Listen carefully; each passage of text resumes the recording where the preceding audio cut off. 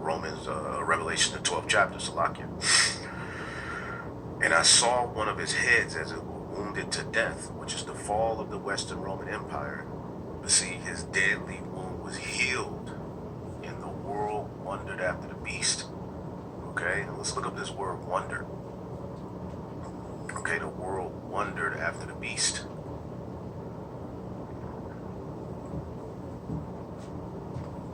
Okay, because the Western Roman Empire fell. All right, but after 1,000 years, there was a renaissance, which the word renaissance means rebirth. The word for wondered after. Strong's G 2296, Thalmazo. Thalmazo. To wonder, wonder at, marvel, to be wondered at, to be had in admiration. Right? And the people of the earth admire, right, the ancient Greco-Roman way through the very system we live in. They're wondering after it. See that? And they worship the dragon, which gave power to the beast. So the dragon, Rome, gave power to this beast system. And they worship the beast, saying, who is like unto the beast, who is able to make war with him, because they are blessed with the sword. Remember, Esau, Edom was blessed with the sword in Genesis, the 27th chapter. So these empires were very, very warlike. They were very, very dominant in how they conquered. Just like they are today. They're still the same. No one can take them down, so don't dare try. That's hence why the Most High said, be wise as a serpent, harmless as a dove, and wait upon him until he rises to the prey, because Job 9:24 says the earth is given into the hands of the wicked. So saying that the Most High gave them the ability to take and conquer the world, and only he has the power to take them out. So this is a spiritual warfare more so than it is a physical, carnal one. Right? And his deadly wound was healed. One of his heads that was wounded unto death speaks to what? All right? The fall of the Western Roman Empire, but it was what? Reborn through the Renaissance. Which Renaissance, okay, is a revival of art and literature under the influence of classical models, which takes you back to the Greco-Roman Empire, or the Rome specifically. All right, and it means to what? To the revival, renewed interest in something. Okay? So, what did the Renaissance do? Yes, the Renaissance helped to reestablish Rome as the center of art and culture. Okay? That's all you need to know. All right? And when you go into the Renaissance, not only did it bring about, all right, Roman culture, all right, as you can see here, it brought about, all right, a rediscovery of Greek philosophy. Okay? Greek. Okay, you can see Greek as well when you deal with the Renaissance. All right, it was a lot of Greek influence being brought back as well. Okay, Greek. Humanism. Okay? Which these are the philosophies that dominate the world today, because these systems, this system we live in, which is the beast system, brought all of this back. So when you read Revelation, the 13th chapter, this beast that it's speaking about, all right, is ultimately the Greco-Roman Empire, which Rome gave it its dominance. Rome fell. Rome was revived, leading us, all right, to the little horn spoken of in Daniel. And then you get Revelation, the 13th chapter, right? In the 11th verse, where it says, and I beheld another beast coming up out of the earth, and it had two horns like a lamb and as big as a dragon. This speaks to America, right? Which brought back the image of the beast. How do we know that? And it exercises all the power of the first beast before him, and called it the earth and them that dwell therein to worship the first beast, whose deadly wound was healed. See? How was the deadly wound healed? Through the Renaissance, which started at Italy. All right, then you would have the French, the Spanish, Germany's up in there. Okay? and then of course the British. Then you would have America. These, all right, power structures, these rulerships brought back ancient Rome in policy, culture, influence, dominance. So the deadly wound was healed. Okay? So now we know what the beast is. Okay? The beast, right, is the Roman Empire. Okay? Now, you go to, okay, let's read it again, Revelation 14 and 9. And the third angel followed him, saying with a loud voice, if any man worship the beast and his image. So you have the beast and you have the image and receive his mark. So what is the image of the beast? Most of these camps will tell you that the image of the beast is mainly the picture of white Jesus, and that's it. Right? Some of them are starting to change it from what I'm hearing. But the image of the beast, look at the word image. Matter of fact, let's go here. And we've done lessons like this all the time, but this is just a topic that I love. I'm fixated on this topic. All right, because I see how men mishandle the word of the Heavenly Father, man. Okay? Let's read Revelation 13 and 12 again. And he exercised all the power of the first beast before him. This is what America would do. And calls the earth and them that dwell therein to worship the first beast whose deadly wound was healed. This is why you're going to the Colosseum. Okay, this is why you're celebrating Christmas. All of these customs go back to the ancient Greco-Roman Empire, man. Right? And he do a great wonder so that he make it fire to come down from heaven and the earth in the sight of men, because that sword, that power that was given unto them in the form of a blessing, all right, will go nuclear. Okay? They would eventually develop missiles. Right? And people were like, damn. And it says, and he deceiveth them that dwell on the earth by the means of those miracles which he had power to do in the sight of the beast, saying to them that dwell on the earth that they should make an image to the beast, okay, which had a wound by the sword and did live. So you should make an image of ancient Rome, all right, by your beliefs, by your way of living. And what is the word image? Okay? The word is icon. Okay? Icon. When in Rome, do as the Romans. Ain't that the same? Let's see what that means. Let's type that in.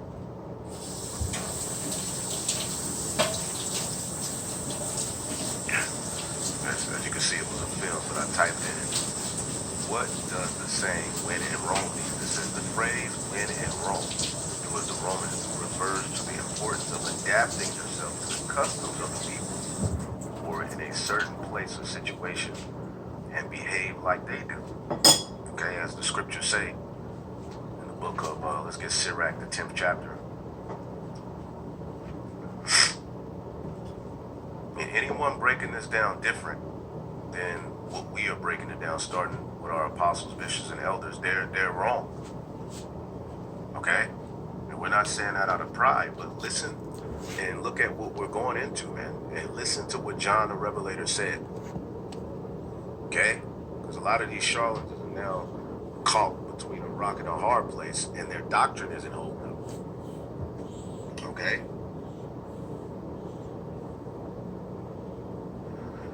This is the book of Sirach 10 and 1. A wise judge will instruct his people, and the government of a prudent man is well ordered.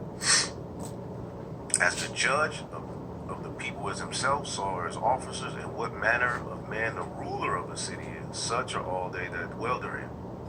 See that? And when you look at, all right, America, okay, they have fixated everyone's minds in full-blown rebellion, okay, against Yahweh Bashim Yahweh Shai. Remember, this beast system had the names of blasphemy, So when you go to school, okay, when you deal with art, entertainment, it is all rooted in anti-Messiah. Okay?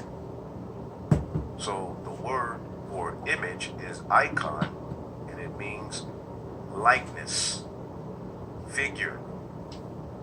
All right? Just like Yahweh Shai is made in the image of his father. It says, one in whom the likeness of anyone is seen. See that? Applied to a man on account of his power of command. Okay, so when they're telling you to take that jizab, right, that is established in their what? Their image. Because don't they have, or as a matter of fact, let's look up That snake piss.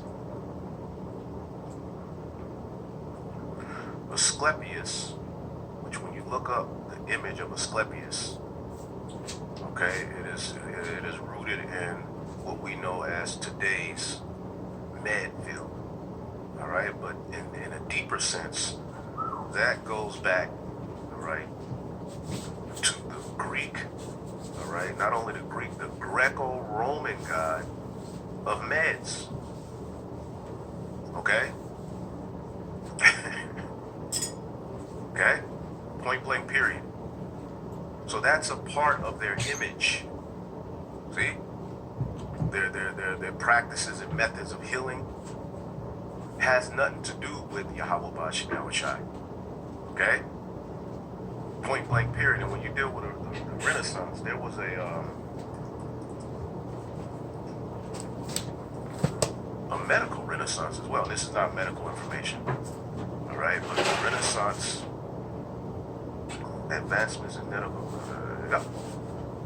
All right, in the 14th through the 17th century, when the Renaissance was established, they also brought, all right, a medical knowledge. Again, this is not medical information, we're just in the news. Okay? So again, we're just showing you that to show you, okay, what John the Revelator is seeing, what he's saying unto you. So you have the beast, then you have the image of the beast. So he told the people that they should what? Conform themselves to his image. All right? Even to the point now where they're saying you have to link and merge your physical body with technology.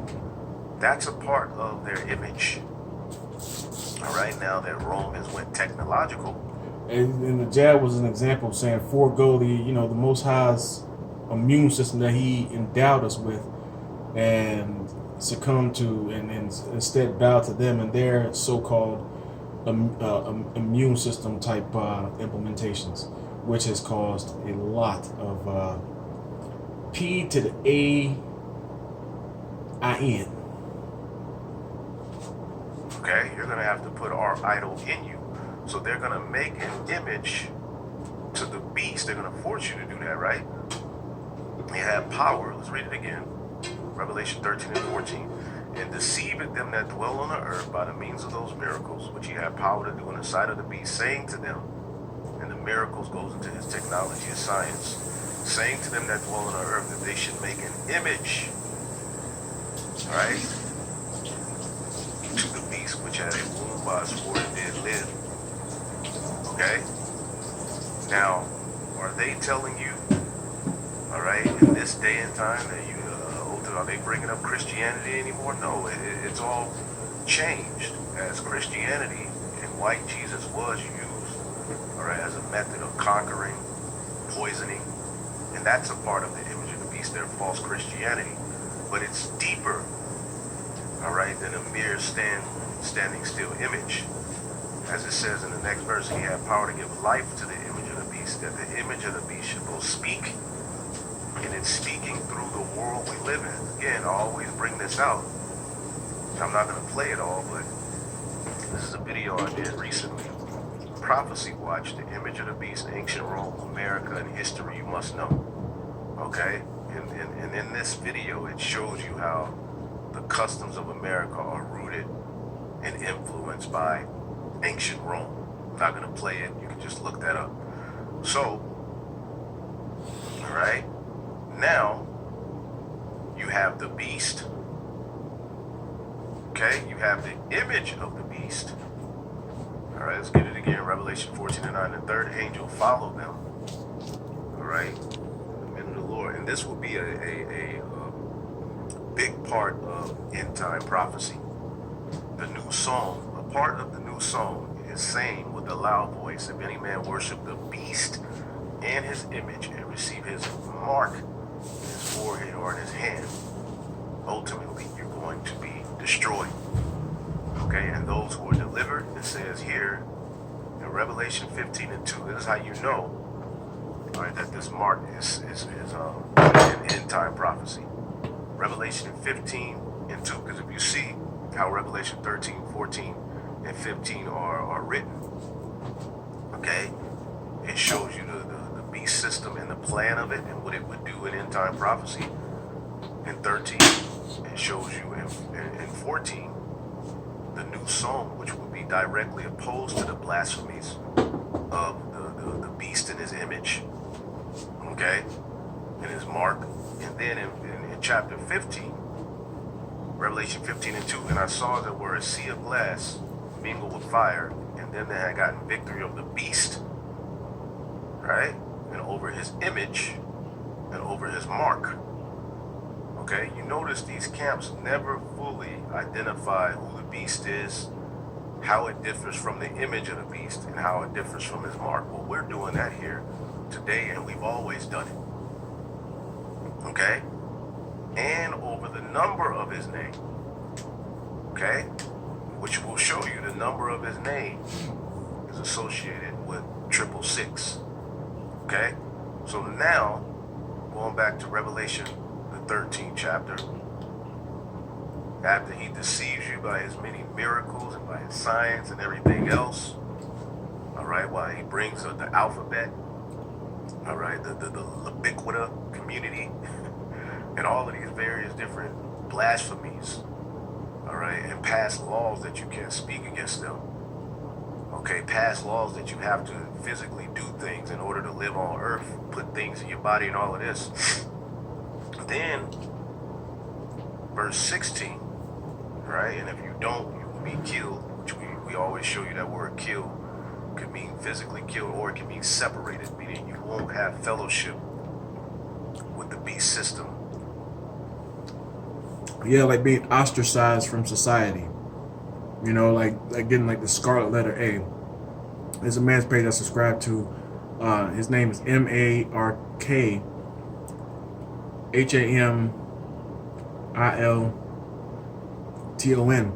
And even though he's, you know, playing the back scenes, trying to come the back seat, trying to, you know, become something in the public eye, it's the structure of his belief system, which coincides and is a direct from the powers that be's playbook to help establish the NWO. All right, he's a morbid sicko, but he's a messenger for the powers that be on the left hand side, and one of them's called the Prime Law. It's like three laws, and it coincides with the NWO because it's directly from the NWO, and you know, the beast system, you know. So he already knew he was never going to be able to establish a political party, but it was the message of what he stands for that goes right along with, you know, your Georgia Guidestones, your Trumps and all this stuff. It goes right along with it all. If you don't pledge allegiance, all right, by bowing to their image, right, which their image is not white Jesus, okay, it's deeper than that. And he calls it all, both small and great, rich and poor, free and bond, to receive a mark in their right hand or in their foreheads. Now, there's a particular camp that says, and a lot of these other camps that say that this is not talking about men, this is merely talking about nations. Well, what is nations made up of? People. Okay, we talk about, all right, the UK or the Netherlands. Okay, you can say that's a nation. Well, what makes that a nation? The people, the citizens. As we read, okay, again in Revelation, the 14th chapter, the warning against this madness says, and the third angel followed them, saying with a loud voice, if any man worship, okay, because if you believe in their policies, if you believe in their system, if you took their juice and their jizzabs and you follow their way and you're all up the white man's ass, you worship him, you worship his image, you worship his policies, okay, you worship his rulership, you're going to take his mark. Few people are going to rebel, right? Because you have a lot of people who worship the beast in his image, but a lot of them don't want to take his haragman, and they're going to fight against that mark. These truthers, they stand for America. They stand for how America was established. All right, but when it comes down to it, the Lord has put a spirit on them to rebel against the direction it's going in. So again, he's going to cause. So there's a difference between the beast and his image and his mark. Okay, so he calls it all, both small and great, rich and poor, free and bond, to receive a charagma in their right hand or in their foreheads. All right, and we always go into, all right, this word, okay, this word, okay.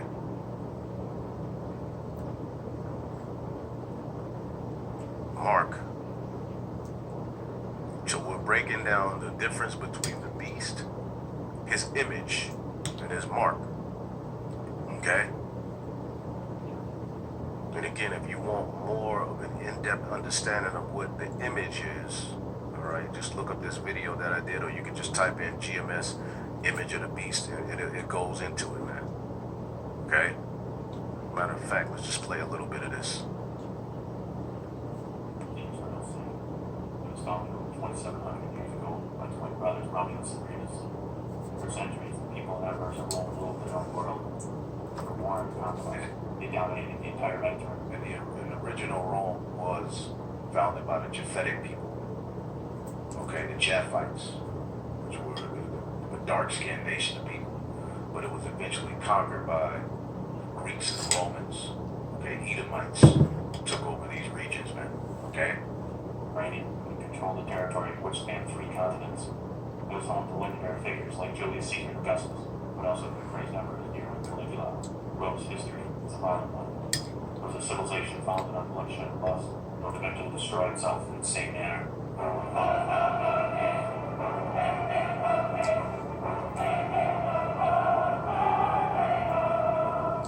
Present Rome had to offer.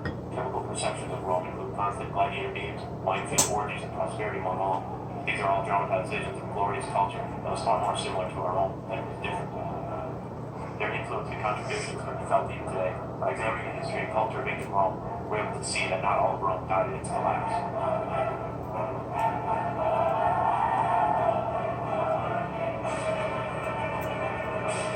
In uniforms. It was also incorporated into the emblem of the continent after Napoleon declared himself first consul, a title also derived from ancient Rome. During World War II, the Nazis held party rallies and demonstrations while carrying Roman standards, which were topped with the eagle. To Germany, you know. At the same time, fascist dictator Benito Mussolini, who envisioned Italy becoming the new Rome, also used ancient Roman symbols, including the fasces, and was a tool carried by Roman civil servants known as linkers, in order to preserve the peace or hand out punishment. Even the word fascism is derived from the ancient Roman tool. It also appears in numerous forms throughout the United States, representing strength or justice. The olive branch was also used in everyday life by the Romans. Olives were a precious commodity in the ancient world, despite the amount of labor required to produce them. Extending an olive branch to an enemy, therefore, became known as a symbol offering peace, as they could only be grown during peacetime. The olive branch appeared on the official seal of the president, which has been in use since 1880, and on the United Nations flag.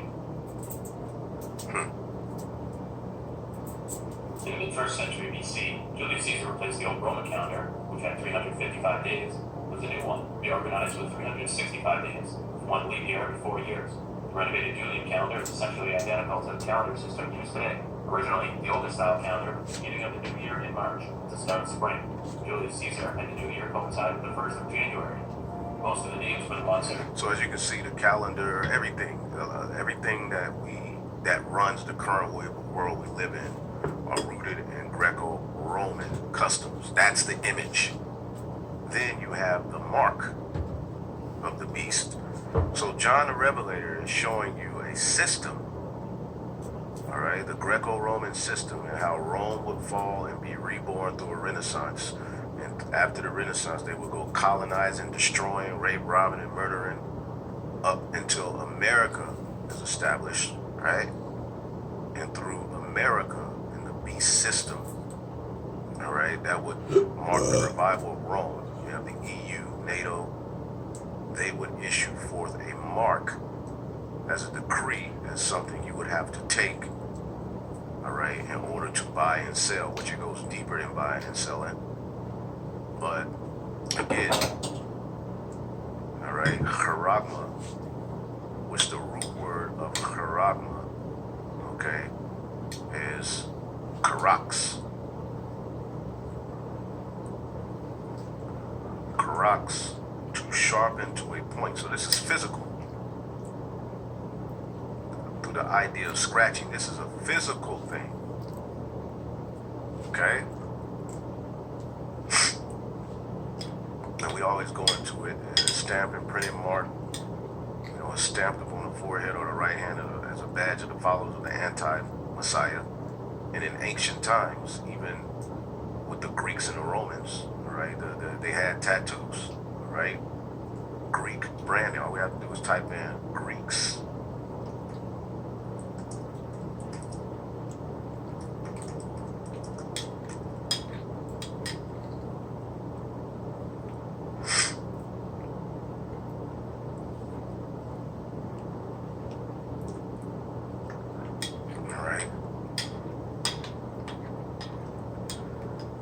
Let's get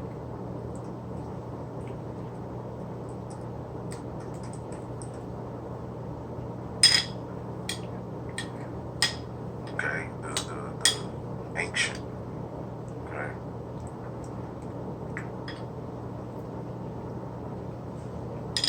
they would brand you, okay.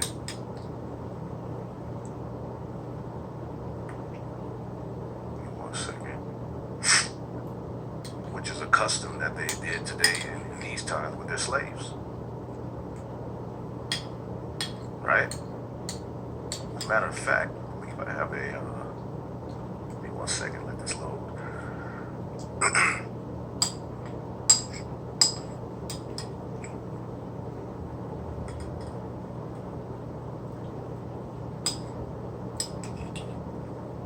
Branding, all right? The permanent marking of livestock used as a distinctive design made, all right, hot metal, tattoo, paint, yada, yada, yada, okay?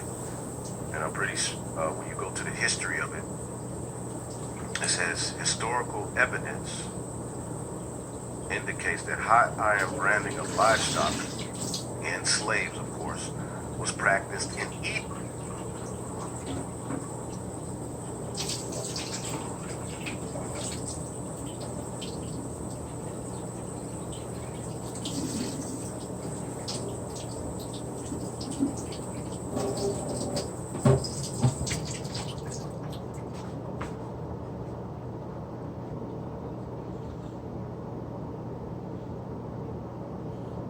Forgive me, I don't know why my phone's acting up.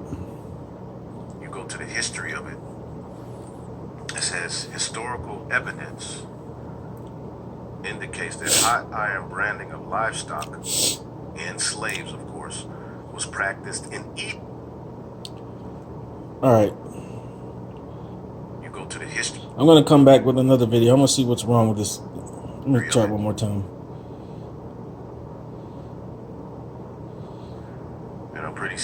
When you go to the history of it, it says historical evidence indicates that hot iron branding of livestock and slaves, of course, was practiced in Eden.